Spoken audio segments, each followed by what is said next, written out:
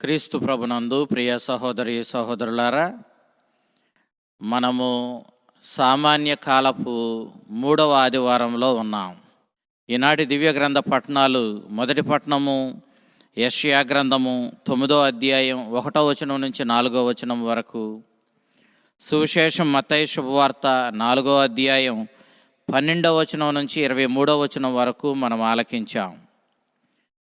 మొదటి పట్టణం క్రీస్తు పూర్వం 8వ శతాబ్దంలో యెషయా ప్రవక్త చెప్పినటువంటి ప్రవచనాల నుండి తీసుకోబడింది.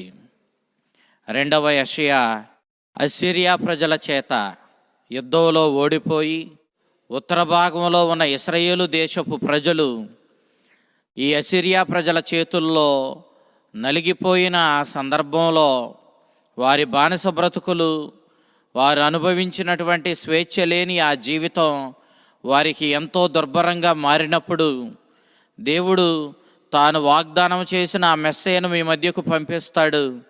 ఆ మెస్సయ్య వచ్చి మీకు స్వేచ్ఛతో స్వాతంత్ర్యంతో కూడినటువంటి బ్రతుకులు మీకు అనుగ్రహిస్తాడు. అతడు మిమ్మల్ని రక్షించి మీకు గొప్ప వెలుగును ఆనందాన్ని ప్రసాదిస్తాడు. మీ బానిసము స్వేచ్ఛ లేని ఈ చీకటుల నుండి మిమ్మలను వేరుపరచి అతడు రక్షణనే వెలుగును, స్వేచ్ఛ స్వాతంత్ర్యాలతో కూడినటువంటి వెలుగును మీకు ప్రసాదిస్తాడని చెప్పి జెబూలూను నఫ్తాలి ప్రాంతాలకు ప్రవక్త ప్రవచనాలు చెప్పగా మనం మొదటి పట్టణంలో ఆలకించాం.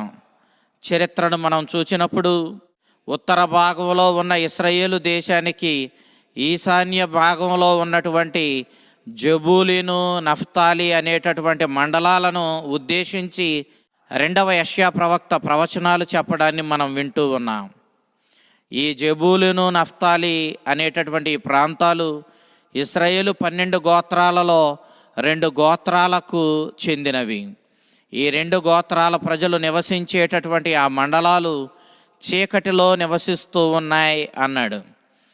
కారణం ఏంటంటే, ఇశ్రాయేలు మీదకు దండెత్తి వచ్చినటువంటి అసిరియా ప్రజలు వారిని బానిసలుగా చేసుకొని కొన్ని సంవత్సరాలు వారిని పరిపాలించారు.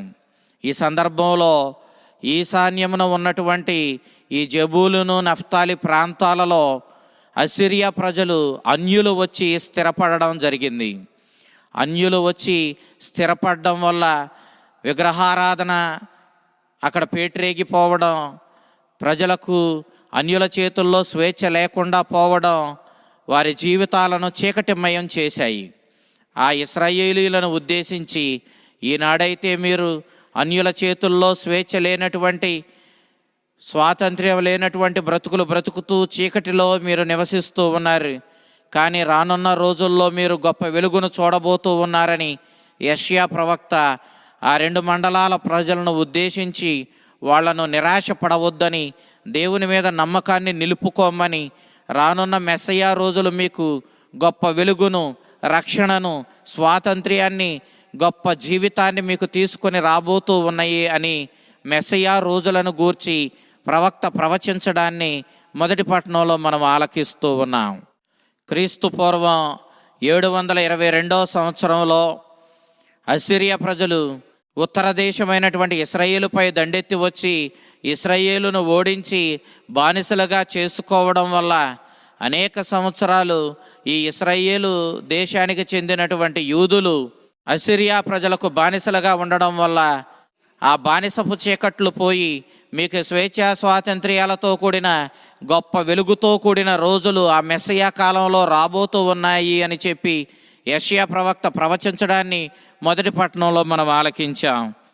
నేటి సువిశేషంలో యేసుక్రీస్తు యోర్దాను నదిలో బప్తిస్మం పొందిన తరువాత అతడు తన బహిరంగ జీవితాన్ని గలిలయ పరిసర ప్రాంతాలలో నిర్వహించడం మనం చూసినప్పుడు, ఈ గలిలయ ప్రాంతంలోనే ఈ జెబూలూను నఫ్తాలి మండలాలు ఉండడం మనం చూసినప్పుడు, యెషయా ప్రవక్త ప్రవచించిన మెస్సయ్య గూర్చి, ఆ మెస్సయ్య ఇచ్చే స్వేచ్ఛ స్వాతంత్ర్యాలు, రక్షణను గూర్చి, అతడు ప్రసాదించే ఆ స్వేచ్ఛతో కూడిన గొప్ప వెలుగును గూర్చి ప్రవచించిన ప్రవచనాలన్నీ అక్షరాల యేసుక్రీస్తు ద్వారా నెరవేరాయి అని చెప్పి మనం ఇక్కడ స్పష్టంగా గ్రహించగలుగుతాం.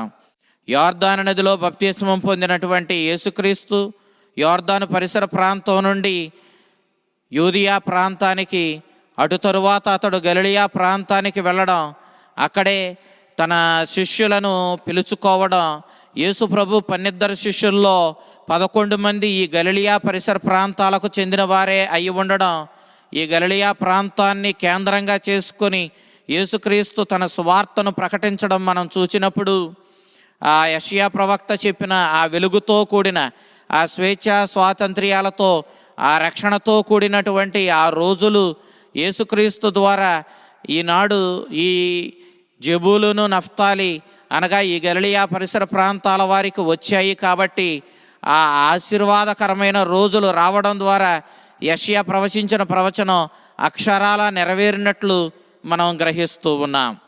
బప్తిస్మ యోహాను యూదులకు హృదయ పరివర్తనకు గుర్తుగా ఉన్నటువంటి బప్తిస్మాన్ని యోర్దాను నదిలో ఇచ్చాడు. అదే బప్తిస్మాన్ని యేసుక్రీస్తు బప్తిస్మ యోహాను దగ్గర నుంచి స్వీకరించడాన్ని మనం చూస్తూ ఉన్నాం. అటు తరువాత క్రీస్తు తన బహిరంగ జీవితాన్ని ప్రారంభించినప్పుడు అతడు గలిలయ పరిసర ప్రాంతం వైపుకు రావడం, అక్కడ కఫర్నాము కేంద్రంగా చేసుకొని గలిలయ కఫర్నాము ప్రాంతంలో క్రీస్తు శిష్యులను పిలుచుకోవడం, సువార్తను ప్రచారం చేయడం మనం చూస్తూ ఉన్నాం. మత్తయి శుభవార్త 3వ అధ్యాయం 2వ వచనం మనం చూసినప్పుడు, హృదయ పరివర్తన చెందండి, దేవుని రాజ్యం మీ సమీపానికి వచ్చింది, స్వయంగా ఆ మెస్సయ్య మీ మధ్యకు వచ్చాడు, మీరు హృదయ పరివర్తన చెందండి అంటూ బప్తిస్మ యోహాను ప్రకటించడం మనం చూస్తూ ఉన్నాం. బప్తిస్మ యోహాను శిష్యుడిగా చెప్పబడిన యేసుక్రీస్తు కూడా తాను స్వయంగా తన బహిరంగ జీవితాన్ని ప్రారంభించినప్పుడు అతడు కూడా హృదయ పరివర్తన చెందండి, దేవుని రాజ్యం మీ మధ్యకు వచ్చిందని ప్రకటించడాన్ని మత్తయి శుభవార్త 3వ అధ్యాయం 17వ వచనంలో మనం చూస్తూ ఉన్నాం. యేసుక్రీస్తుని యొక్క శిష్యులుగా చెప్పబడినటువంటి పేతురు, ఆంద్రియ, యాకోబు, యోహానులు ఈ నలుగురు కూడా కఫర్నాము ప్రాంతానికి చెందినవారు. గెనెసరేతు సరస్సు తీరములో ఈ కఫర్నాము పట్టణం ఉంది. ఈ కఫర్నాములో క్రీస్తు ప్రభు యూదుల ప్రార్థనా మందిరాలలో సువార్తను బోధిస్తూ ప్రజలను హృదయ పరివర్తన చెందమని, దేవుని రాజ్యానికి చెందిన బిడ్డలుగా హృదయ పరివర్తన చెంది జీవించడానికి ముందుకు రమ్మని ప్రభు ఆహ్వానించినట్లుగా మనం చూస్తూ ఉన్నాం. దేవుని రాజ్యం అంటే ఏమిటి? దేవుని యొక్క కారుణ్యము, కృప, ఆయన ప్రేమ ఇదిగో మానవాళి మధ్యకు వచ్చింది. దేవుడు కనికరముతో మానవాళి పాపములు క్షమించి వారిని తన బిడ్డలుగా మార్చుకుంటూ ఉన్నాడు. కాబట్టి ఇక పూర్వం మానవాళి దేవునికి దూరంగా సాతాను బానిసగా బ్రతికినటువంటి బ్రతుకులు విడనాడి హృదయ పరివర్తన చెంది దేవుని యొక్క వాక్యాన్ని ఆలకిస్తూ దేవుని చిత్తానుసారము నూతనమైన జీవితాలు జీవిస్తూ ఆ దేవుడు అందించినటువంటి ఆ కృపకు, ఆ ప్రేమకు తగినట్లుగా తమ జీవితాలను మలుచుకొని దైవ చిత్తానుసారము జీవించాలి. ఈ విధంగా జీవించువారు దేవుని స్నేహంలో బలపడతారు, దేవుని బిడ్డలుగా రూపొందుతారు. అయితే ఈ దేవుని రాజ్యానికి ప్రారంభం ఈ లోకంలోనే ఉన్న పరిపూర్ణమైనటువంటి దైవపుత్రత్వము, పరలోక రాజ్యపు వారసత్వము, నిత్య జీవము పొందేది మాత్రం ఆ పరలోక రాజ్యములోనే. ఈ పరలోక రాజ్యము ఈ లోకంలో ప్రారంభమవుతూ ఉంది. ఈ లోకంలో మనము దేవునికి తగ్గట్లుగా జీవించడం ద్వారా మనము దేవుని యొక్క బిడ్డలుగా మనం ఈ లోకంలో రూపొందుతూ ఉన్న దీని పరిపూర్ణమైన స్థితిని మనము పరలోక రాజ్యములో పొందుకుంటాం. కాబట్టి ఆ స్వర్గంలో పొందే ఆ దైవపుత్రత్వంతో కూడిన పరలోక రాజ్యపు ఆ వారసత్వపు ఆశీర్వాదాలు మనకు అందించడానికి, దేవుని క్షమను, దేవుని యొక్క కారుణ్యాన్ని మనకు అందించడానికి యేసుక్రీస్తు ఈ లోకానికి వచ్చినట్లుగా మనం స్పష్టంగా ఈనాటి సువిశేషం ద్వారా తెలుసుకుంటూ ఉన్నాము. యేసుక్రీస్తు కఫర్నాము పరిసర ప్రాంతంలో తన 9 శిష్యులను తనను అనుసరించమని ఆహ్వానించాడు. పేతురు, ఆంద్రియ, యాకోబు, యోహానులను ఆయన ఆహ్వానించినప్పుడు వారు వెంటనే తమ సమస్తాన్ని విడిచి యేసుక్రీస్తును అనుసరించినట్లుగా మనం చూస్తూ ఉన్నాం. పూర్వం వారు బప్తిస్మ యోహానునకు చెందినటువంటి శిష్యులుగా ఉన్నట్లుగా మనకు అవగతమవుతూ ఉంది. అయితే ఎప్పుడైతే బప్తిస్మ యోహాను యేసుక్రీస్తువే లోక పాపాలను పరిహరించే దైవ సేవకుడు, దేవుని గొర్రెపిల్ల అని చెప్పాడో, అప్పుడు ఈ నలుగురు శిష్యులు కూడా యోహానుని విడిచిపెట్టి యేసుక్రీస్తుని అనుసరించినట్లుగా మనం గమనిస్తూ ఉన్నాం.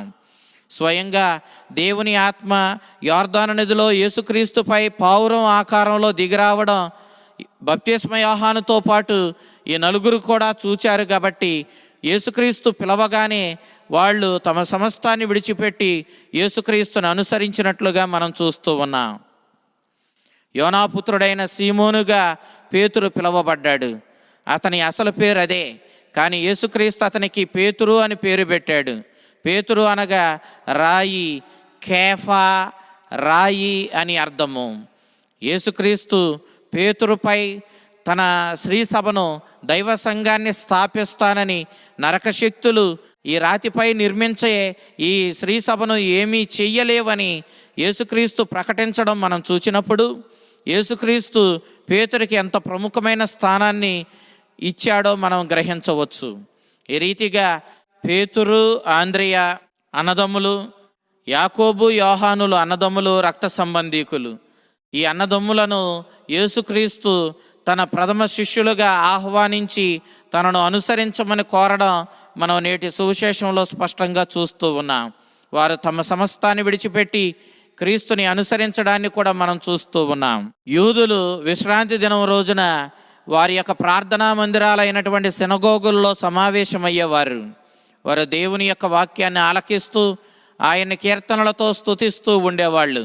ఇదే అదునైన సమయమని భావించి యేసుక్రీస్తు కూడా తన సువార్తను యూదుల ప్రార్థనా మందిరాలలో, సినగోగుల్లో ప్రకటించడం మనం చూస్తూ ఉన్నాం. క్రీస్తు తన సువార్త ప్రచారంలో కఫర్నామును కేంద్రంగా చేసుకున్నాడు. పేతురు, ఆంద్రియలకు చెందినటువంటి నివాస స్థలాన్ని తన నివాస స్థలంగా మలుచుకొని కఫర్నాము, గలిలియా పరిసర ప్రాంతాలలో క్రీస్తు తన రక్షణ సందేశాన్ని ప్రకటించాడు. అనేక మందిని అతడు స్వస్థపరిచినట్లుగా మనకి మత్తయి సువార్తకారుడు తెలియచేస్తూ ఉన్నాడు.